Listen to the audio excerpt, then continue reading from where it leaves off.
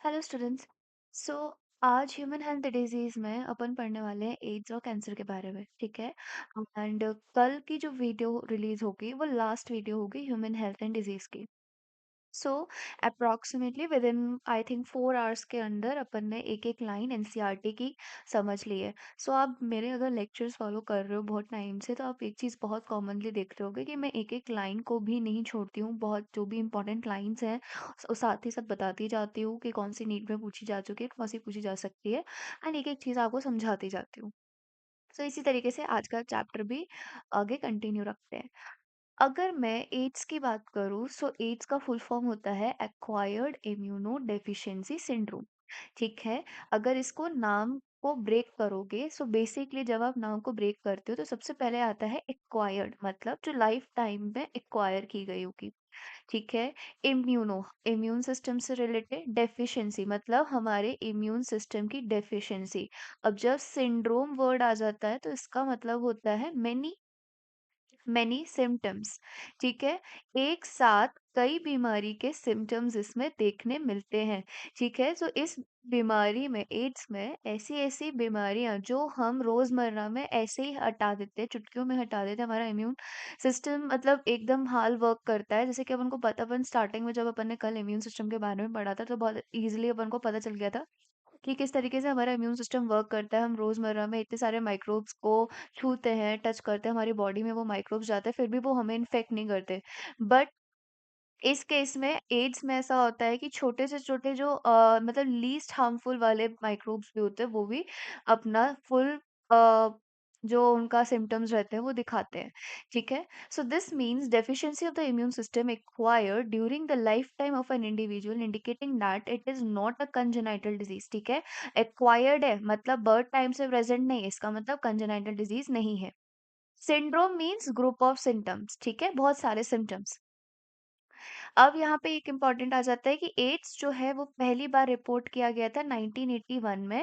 And in last 25 year और so it has spread all over the world, killing more than 25 million persons.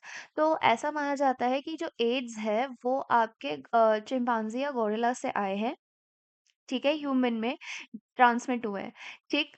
अब ये जो particular disease है ये इतनी ज़्यादा फैल चुकी है क्योंकि सेक्सुअली ट्रांसमिटेड डिजीज़ होती है। ड्रग अब्यूज़र्स में आपको मेनली ये डिजीज़ देखने को मिल जाएगी, ठीक है। सो इन केसेस में ऐसा इसलिए होता है क्योंकि जिनके मल्टीपल पार्टनर्स होते हैं तो उनमें ऐसे केसेस सबसे ज़्यादा देखने को मिलते हैं। और ये ऐसी डिजीज़ होती है कि इसके सिम्टम्स एकदम से नहीं दिखते हैं। It will take time. जब सिम्टम्स अपीयर होते हैं, एक फेज़ होता है, एक टाइम एक तो होता है कि जब आपको डिज़ीज़्ड हुई, मतलब ऐसा समझो ये एक ऐसा इन ये टाइम होता है, ठीक है? एक पर्टिकुलर किसी पर्सन को एड्स हुआ, ठीक है, मतलब जो एचआईवी है, जो वायरस है, वो इसके अंदर एंटर हुआ, ठीक है। और एक टाइम होता है जब एचआईवी अपने सिम्टम्स दिखाने लगता है, ठीक है, जब अपने सिम्टम्स दिखाने लगता है, ठीक है। सो इन इस पर्टिकुलर टाइम के बीच का जो मतलब इस पर्टिकुलर जो टाइम को बोलेंगे जब एचआईवी सिम्टम्स अपीयर हुए और जब एचआईवी एंटर हुआ, उस डिफरेंस या उस बचे हुए टाइम को हम बोलते हैं विंडो पीरियड। क्या? Window period. आई होप ये चीज थोड़ी मैं समझा पाई होंगी, मेरे वर्ड्स प्रॉपर नहीं मिल रहे, ठीक है। So time between when the HIV enters in the body and HIV symptoms are shown in the body is known as the window period. अब ये विंडो पीरियड आपका 1 मंथ से 1 ईयर तक भी हो सकता है, ठीक है। सो इस वजह से इस टाइम पर आपका वो जो पर्टिकुलर पेशेंट रहता है वो कैरियर रहता है, ठीक है। तो वो अलग अलग, उसको नहीं पता होता कि उसको ये पर्टिकुलर डिजीज है, उसको सिम्टम्स नहीं शो होते एंड वो अलग अलग लोगों को ये डिजीज जो है वो स्प्रेड करता है। इस वजह से ही इसका जो स्प्रेडिंग रेट है बहुत हाई है। AIDS is caused by the human immunodeficiency virus, जिसको आप शॉर्ट में एचआईवी बोलते हो। A member of a group of virus, जिसको आप क्या बोलते हो, रेट्रोवायरस। ठीक है, सो ये एचआईवी जो है ये रेट्रोवायरस का मेंबर है। Which have an envelope including RNA genome, अभी अपन फिगर में देखेंगे। Transmission of the HIV infection occur generally by the sexual contact of a infected person. ठीक है, by transfusion of the contaminated blood and blood product. अब कभी कभी क्या होता है कि वही एचआईवी पेशेंट वाला जो ब्लड है, वही जो वहाँ का स्टाफ है अगर केयरलेस रहा, तो हो सकता है एक पर्सन से दूसरे पर्सन में वहां पर जब ब्लड का ट्रांसमिशन हो रहा हो तो वो एचआईवी वाला ब्लड दूसरे पर्सन में चला जाए, एंड हेल्दी जो पर्सन है बिना उसके कांटेक्ट में आए ब्लड ट्रांसफ्यूजन से ही उसको एचआईवी हो सकता है। बाय शेयरिंग इन्फेक्टेड नीडल्स, ठीक है, जैसे कि आपको इंट्रावेनस ड्रग अब्यूजर्स में मिल जाएगा, जो लोग इंजेक्शन के थ्रू ड्रग्स लेते हैं उसमें आपको ये कॉमनली देखने को मिल जाएगी, क्योंकि वो लोग इन्फेक्टेड नीडल्स, मतलब अब उनको तो सिर्फ ड्रग लेने से मतलब है, तो कैसे भी ले, तो इस वजह से वो एक दूसरे की आपस में नीडल्स यूज कर लेते हैं। वो उसमें से कोई एचआईवी पेशेंट निकला तो, और दूसरा वाला नहीं है, तो अगर उसने पहले ने एचआईवी वाले ने यूज कर लिया, फिर उसके बाद उसने सेम एचआईवी इन्फेक्टेड जो नीडल है यूज किया, तो उसको भी हो जाएगा। Now from infected mother to her child, अब ये प्लेसेंटा को भी क्रॉस कर जाता है, तो एक इन्फेक्टेड मदर से चाइल्ड को भी हो सकता है। So people who are at the high risk of getting infections, individual have multiple sexual partners, drug addicts who take drugs intravenously, and the individual who require repeated blood transfusion, and the children born to an HIV infected mother. ठीक है, now, it is important to note that the HIV/AIDS is not spread by the mere touch or the physical contact. ये infectious disease नहीं है, infectious disease in the sense ये ऐसी disease नहीं है कि आपके छूने भर से किसी को हो जाएगी, जैसे अपन नॉर्मली हिंदी में छुआछूत वाली बीमारी बोल देते हैं, ये वो नहीं है। जैसे कि अगर नॉर्मली, जैसे अगर अपन बात करें एक मतलब ब्रॉड पर्सपेक्टिव में, जैसे जो आप लोगों को सर्दी खांसी जुकाम हो जाता है, ठीक है, तो जब आप है ना किसी के कांटेक्ट में आते हो तो आपको भी हो जाता है, ठीक है, अगर आप इन्फेक्टेड पर्सन के कांटेक्ट में आओगे तो आपको भी नॉर्मल कोल्ड हो जाएगा।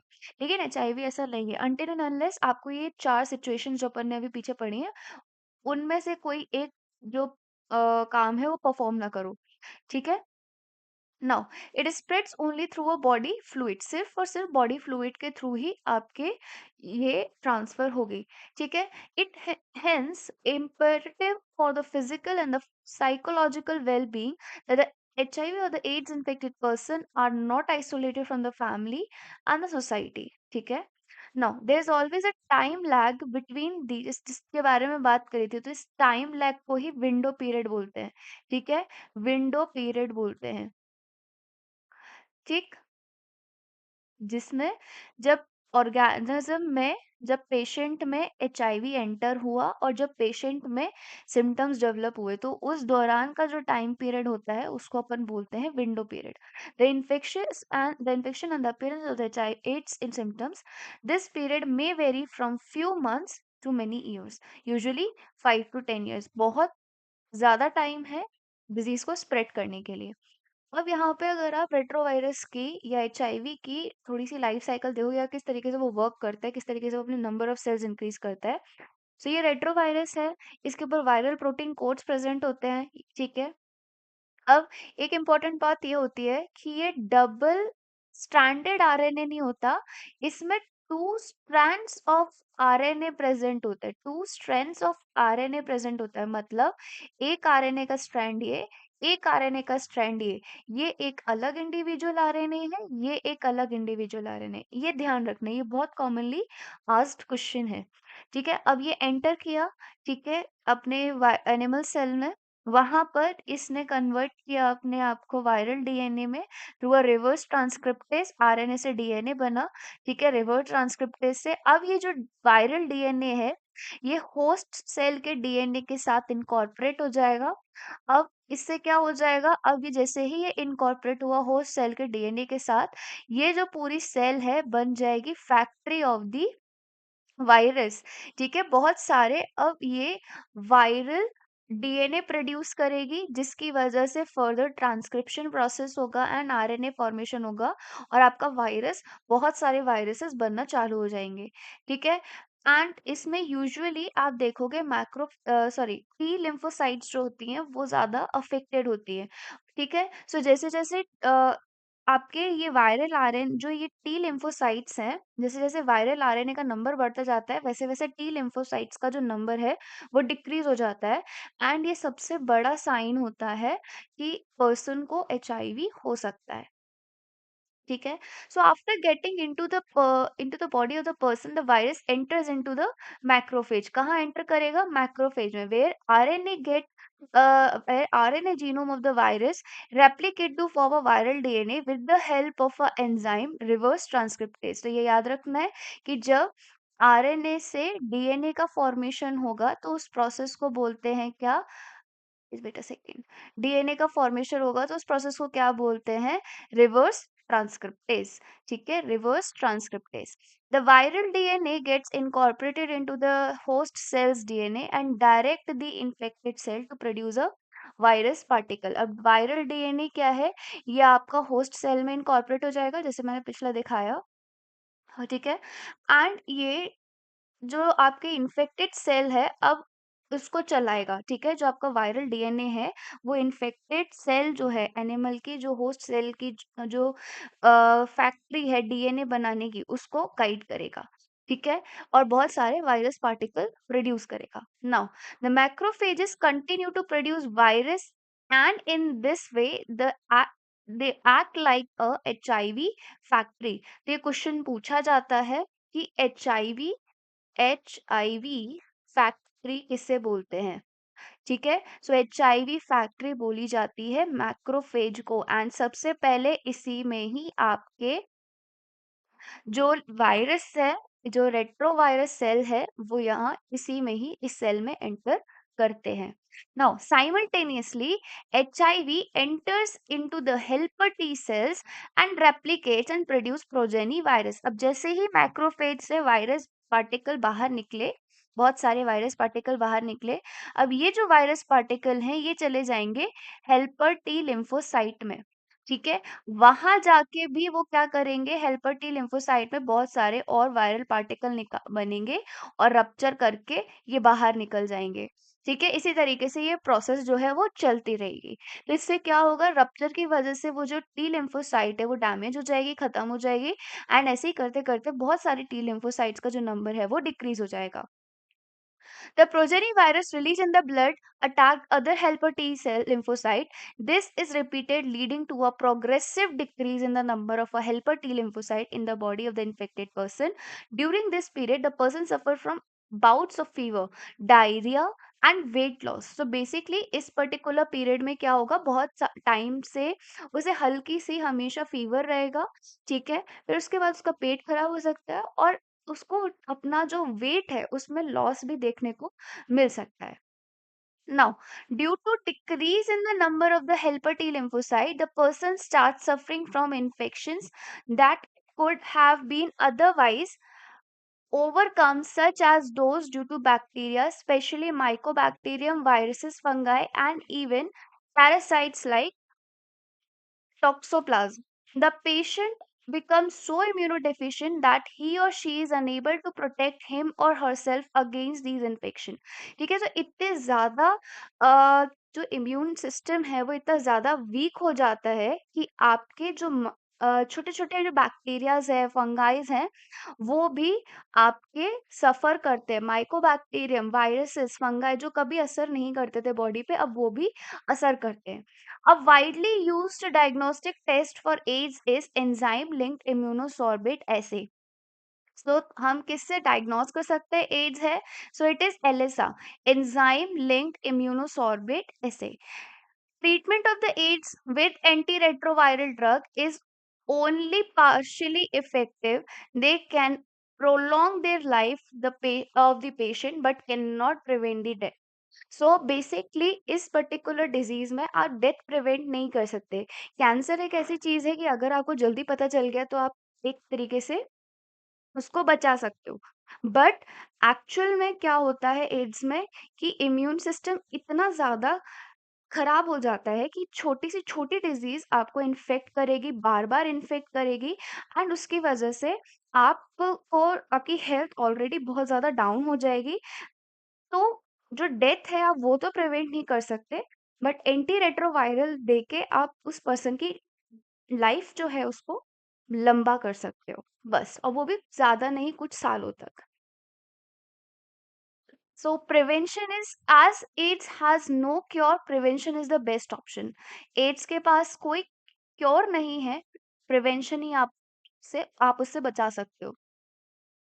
Now moreover, HIV infection more often spread due to conscious behavior pattern and is not something that happens inadvertently like pneumonia or typhoid.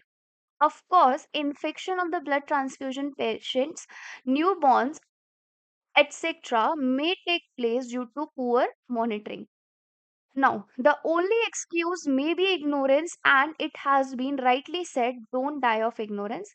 Basically अब आपको यहाँ पे सिंपल बताया जा रहा है कि किस तरीके से आप अपने आप को प्रिवेंट कर सकते हो, ठीक है? अब यहाँ पे बहुत सारे एनजीओज़ हैं, जैसे कि हमारी कंट्री में है एक नेशनल एड्स कंट्रोल ऑर्गेनाइजेशन और नॉन गवर्नमेंटल ऑर्गेनाइजेशन एनजीओ जिसे बोला जाता है, जो कि पीपल्स को एजुकेट करने के लिए काम कर रहे हैं एड्स के बारे में। WHO has started number of programmes, उन्होंने बहुत सारे प्रोग्राम्स स्टार्ट करे ताकि वो एचआईवी इन्फेक्शन के बारे में स्प्रेड कर सके एजुकेशन, कि ये किस वजह से होता है, कैसे होता है और आप कैसे प्रिवेंट कर सकते हो। Making blood safe from HIV, HIV से मतलब जब जो ब्लड होता है, ठीक है, उस जो एचआईवी पेशेंट का ब्लड होता है उसको बिल्कुल अलग कर दिया जाए, ठीक है, इस तरीके से आप कर सकते हो। Ensuring the use of only disposable need, सिर्फ आप डिस्पोजेबल नीड, इसलिए अपन जब देखते हैं ना, जब कोई भी जो नॉर्मल एक अच्छा अगर प्रैक्टिशनर है, तो जब भी उसको अपने इंजेक्शन में अपने लिए अपना ब्लड भरना होता है, ठीक है, एग्जामिन के लिए, या आपको किसी भी तरीके का इंजेक्शन देना होता है, तो वो डिस्पोजेबल इंजेक्शंस यूज करते हैं, ठीक है, ताकि जो आपके इन्फेक्शन है वो किसी और में ना जाए और दूसरे के इन्फेक्शन आप में चल जाए। Syringes in public and the private hospitals and clinics, free distributions of the condoms, controlling drug abuses, advocating safe sex, and promoting regular checkups for HIV in susceptible population are some such steps taken up. Infection with HIV or having AIDS is something that should not be hidden. Since then, the infection may be spread to many more people. HIV/AIDS people need help and sympathy instead of being shamed by the society. Unless society recognize it as a problem to be dealt with a collective manner, the chances of the wider spread of the disease increases many folds. It is madly that can only be tackled by the society and medically fraternity acting together to prevent the spread of the disease. ठीक है, so this is how the AIDS is prevented. Now what about cancer? अब अगर मैं cancer की बात करूं, तो cancer is something कि इंडिया में मोस्ट कॉमनली आपको टोबैको कैंसर देखने को मिल जाएगा मेल्स में, और फीमेल्स में ब्रेस्ट कैंसर देखने को मिल जाएगा, ठीक है।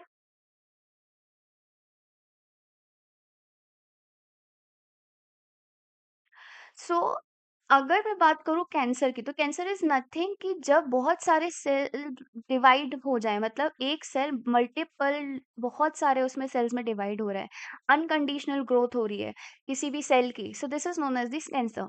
सो cancer is the most dreaded disease of human being and is a major cause of the death all over the globe. More than a million Indians suffer from cancer and a large number of them die from it annually. The mechanism that underlie developed by the cancer or the oncogenic transformation of the cell, its treatment and control have been some of the most intense areas of the research in the biology and the medicine. Not that important, यहाँ से important शुरू होती है। So in our body, cell growth and differentiation is highly controlled and regulated. हमारी body में cell जो growth होती है, उसका जो कितना डिफरेंशिएट होना है, उसको कितना ग्रोथ होना है, ये कितनी सेल्स डिवाइड होनी है एक बार में, वो सारी हमारी बॉडी में बहुत हाईली कंट्रोल लेवल पे की जाती है, ठीक है। अब अगर यही कंट्रोल टूट जाए, तो उसे हम बोलते हैं कैंसर। कैंसर सेल में क्या होता है, इन्हीं रेगुलेटरी मैकेनिज्म्स का ब्रेकडाउन हो जाता है। नॉर्मल सेल्स में क्या होता है, कॉन्टैक्ट इनहिबिशन की प्रॉपर्टी होती है, ठीक है, जिसकी वजह से ये जो सेल्स हैं आपस में एक दूसरे को इनहिबिट करते हैं उनके अनकंट्रोल्ड ग्रोथ को। मतलब ये सेल और ये सेल और एक ये सेल है। अब ये सेल ये सेल ये सेल आपस में एक दूसरे को कंट्रोल करके रखते हैं कि कोई भी एक सेल मल्टीपल ग्रो करना ना शुरू हो जाए। सो इसी को बोलते हैं इनहिब कॉन्टैक्ट इनहिबिशन, मतलब हम साथ साथ है वाली चीज। लेकिन कैंसर में क्या होता है, कैंसर में क्या होता है कि ये सेल है, एक ये सेल है, एक ये सेल है, या हम साथ-साथ नहीं है, या किसी म्यूटेशन की वजह से या किसी भी प्रॉब्लम की वजह से ऐसा होता है कि कोई एक सेल अपना अनकंट्रोल्ड ग्रोथ करने लगती है और दूसरे सेल्स बचा नहीं पाते।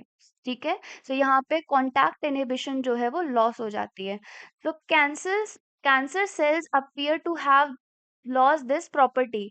As a result of this, cancerous cells just continue to divide, give rise to mass of cells called tumor. So tumours कैसे टाइप के होते हैं? बेसिकली कैंसर्स के जो ट्यूमर्स होते हैं वो दो टाइप के होते हैं। एक होता है बेनाइन ट्यूमर और एक होता है मैलिग्नेंट ट्यूमर। ठीक है? ऐसे समझो कि बेनाइन ट्यूमर जो होता है ये आपका एक जगह ही प्रेजेंट होता है, आलस वाला ट्यूमर होता है, इसको दूसरी बॉडी में स्प्रेड होने का कोई मन नहीं करता। तो ये जो पर्टिकुलर ट्यूमर है, ये ऐसा ट्यूमर है कि अपन इसको सर्जिकली रिमूव कर सकते हैं।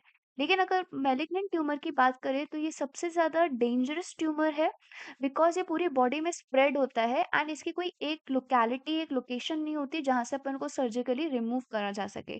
तो ये एक बॉडी में कहीं भी ओरिजिनेट हो सकता है, ठीक है? बॉडी में कहीं भी ओरिजिनेट हो सकता है और पर्टिकुलर जगह पे स्प्रेड हो सकता है, ठीक है? Now benign tumors normally remain confined to their original location and do not spread to the other part of the body and cause a little damage. ठीक है, थोड़ा ही डैमेज कॉज करते हैं क्योंकि ये स्प्रेड नहीं कर सकते। लेकिन मेलिग्नेंट ट्यूमर में एक प्रॉपर्टी होती है, ये स्प्रेड होने की प्रॉपर्टी को हम कहते हैं metastasis. So on the other hand are mass of the proliferation cells called the neoplastic or the tumor cells. These cells grow very rapidly, invading and damaging the surrounding normal tissue. As these cells actively divide and grow, they also starve the normal cells by competing for the vital nutrients. So basically ये cells जो है ये normal cells के साथ, जैसे ये वाला cancerous cell है, ये normal cells के साथ जो भी nutrient आता है सबसे पहले ये खाना खा लेता है, क्योंकि ये अनकंडीशनल ग्रोथ कर रहा है तो इसको भूख ज्यादा लगती है। ठीक है? तो ये नॉर्मल सेल्स के साथ compete कर रहा होता है। ठीक है? क्योंकि ये नियोप्लास्टिक ट्यूमर होते हैं इसलिए। ठीक है, कैंसर सेल की बात हो रही है।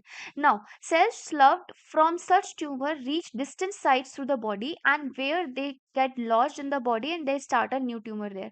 मतलब सपोज करो कि आपके ब्रेस्ट में, यहाँ ब्रेस्ट में इधर साइड में ट्यूमर स्टार्ट हुआ। ठीक है? अब यहाँ ये ब्रेस्ट जो जगह है ये उसका ओरिजिन साइट है, ओरिजिनल लोकेशन है, ओरिजिन ऑफ लोकेशन है।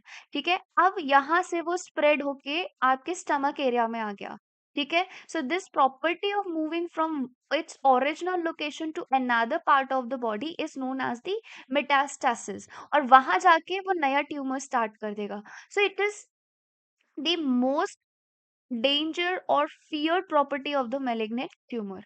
ठीक है? Now cause of the cancer. अब कैंसर के कॉज होने के कई कारण हो सकते हैं, जैसे कि कार्सिनोजेंस हो गया, ऑन्कोजेनिक वायरस हो गए।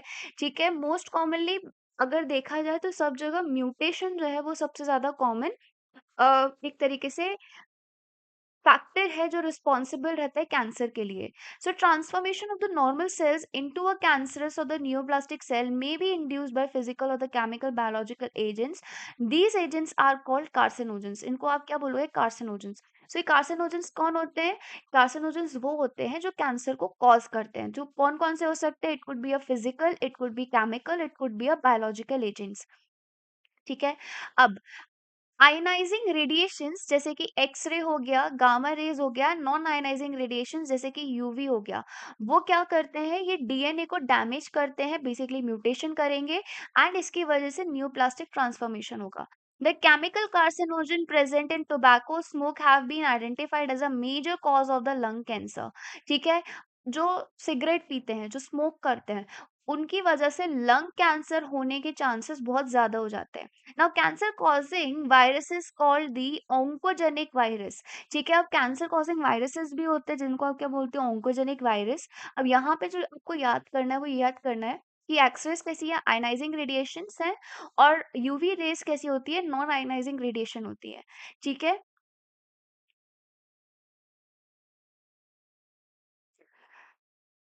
Now, have gene called the viral oncogene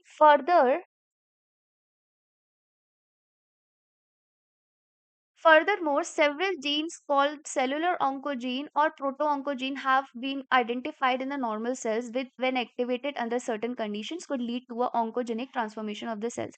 अब oncogenes क्या होते हैं? Oncogenes इज लाइक कि ये ऑलरेडी हमारे सेल्स में प्रेजेंट होते हैं, नॉर्मल सेल्स में प्रेजेंट होते हैं, लेकिन अगर जैसे कि कभी कोई सर्टेन केस में ये एक्टिवेट हो जाते हैं, तो फिर वो जो सेल होती है वो ट्यूमर सेल में कन्वर्ट हो जाती है। ठीक है। नाउ, आप कैंसर को डिटेक्ट कैसे करोगे? तो यूजुअली सबसे ज़्यादा फेमस जो टेक्निक होती है, वो होती है बायोप्सी की टेक्निक, ठीक है?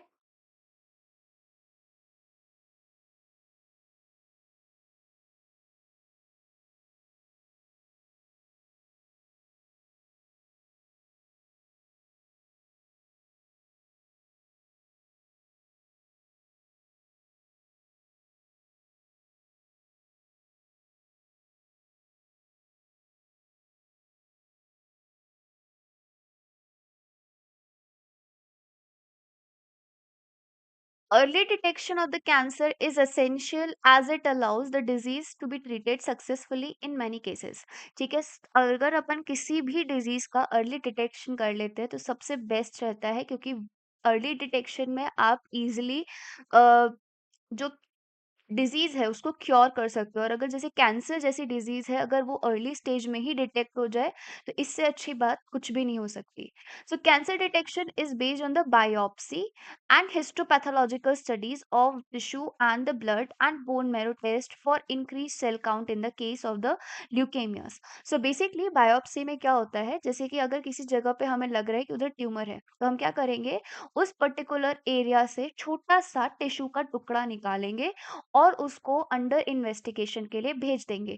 जहाँ पर जो लैबोरेटरीज़ में जो होते हैं, जो पर्सन्स होते हैं, जो परफ़ॉर्म करते हैं, ठीक है? वो बेसिकली क्या करते हैं, आपके इन जो सेल्स को जो वो लोग स्टडी करते हैं ग्रोथ को, ठीक है? उसके बाद वो ये देखते हैं कि सेल कितने टाइम में ग्रो कर रहा है, ठीक है? और कितनी स्पीड से ग्रो कर रहा है, और कितने इतने पर्टिकुलर टाइम है, क्योंकि हमारा जो नॉर्मल सेल होता है उसकी एक टाइम ड्यूरेशन होती है। अगर उसके कम टाइम में ग्रो कर रहा है, बहुत ज़्यादा नंबर में ग्रो कर रहा है, तो उससे आप आइडेंटिफ़ाई कर सकते हो ये कैंसरस सेल है। ठीक है? नाउ एंड हिस्टोपैथोलॉजिकल स्टडीज़ से पता लगा सकते हो टिश्यू के, ब्लड से पता लगा सकते हो, बोन मैरो टेस्ट से पता लगा सकते हो, ठीक है? In biopsy, piece of the suspected tissue cut into a section is stained and examined under the microscope, ठीक, by the pathologist. Techniques like radiography, CT, and MRI, ठीक है, are very useful to detect the cancer of the internal organs. जो भी internal organs होते हैं ना, जैसे कि आपके स्टमक की बात हो गई, ठीक है? वहाँ पे अब वहाँ की बायोप्सी लेने में तो बहुत मुश्किल होगा, ठीक है? तो इस वजह से आप एमआरआई यूज़ कर सकते हो। MRI is the best technique to detect the cancers of the internal organs, ठीक है? Computer tomography uses X-rays to generate a three-dimensional images of the internal of object. MRI uses a strong magnetic field and non-ionizing radiations accurately detect pathological and physiological changes in the living tissue. ठीक है? सो जो MRI क्या use करता है, MRI use करता है strong magnetic fields और non ionising radiation, ताकि आप पैथोलॉजिकली और फिजियोलॉजिकली बता सको कि लिविंग टिश्यू में किस तरीके के चेंजेस आ रहे हैं।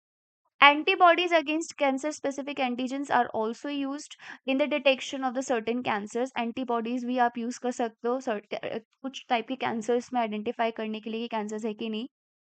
Techniques of the molecular biology can be applied to the detect genes individual with the inherited susceptibility to certain cancers.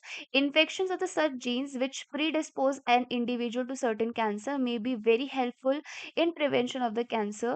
Such individuals may be advised to avoid exposure to the particular carcinogens to which they are susceptible. जैसे कि tobacco smoke in the lung cancer, tobacco chewing in the mouth cancer. ठीक है? So basically हमें jeans भी identify कर सकते हैं, ठीक है, जो कि एक पर्टिकुलर कैंसर के लिए जो कि कौन सा कैंसर जो है उसको कॉज़ कर सकता है, ठीक है? फिर उसके बाद आप अवॉइड करो एक्सपोज़र्स, ठीक? अब आप कैंसर को ट्रीट कैसे करोगे? सो बेसिकली आप लोगों ने नॉर्मली सुना होगा कि कीमोथेरेपीज़ लगती है, सर्जरीज़ होती हैं, रेडियोथेरेपीज़ लगती है, तो हम उसी की वजह से हम सॉरी उन्हीं की हेल्प से हम ट्रीट करते हैं। So the common approaches of the treatment of the cancer and the surgery, radiation therapy and the immunotherapy. In radiotherapy, tumors are irradiated lethally, taking proper care of the normal tissues surrounding the tumor masses. Now, several chemotherapeutic drugs are used to kill cancer cells. बहुत सारे chemotherapeutic drugs जो है cancer cells को मारने के लिए use किए जाते हैं. Some of these are specific for a particular tumors. Majority of the drugs have side effects जैसे कि हेयर लॉस. नॉर्मली तुम लोग देखते हो कि जिन लोगों को कैंसर होता है वो आफ्टर दी सर्जरी जब उनको कीमोज लगती हैं तो उनके बाल झड़ जाते हैं. तो ठीक है, ऐसे याद रखना. Anaemias. Most cancers are treated by the combination of surgery, radiotherapy, and chemotherapy. Tumor cells have been shown to avoid detection and the destruction by the immune system. Therefore, the patients are given substances called biological response modifier, जिसे आप alpha interferon भी बोलते हो. तो alpha interferon भी दिया जाता है जिससे आपके इम्यून सिस्टम जो है वो एक्टिवेट हो जाते हैं और ट्यूमर्स को डिस्ट्रॉय भी करते हैं. ठीक है, so this completes your AIDS and the cancer. I hope आज का लेक्चर आपको समझ में आया होगा. एंड अगर अच्छा लगा हो तो प्लीज़ लाइक कीजिएगा एंड सब्सक्राइब कीजिएगा चैनल को. Thank you so much.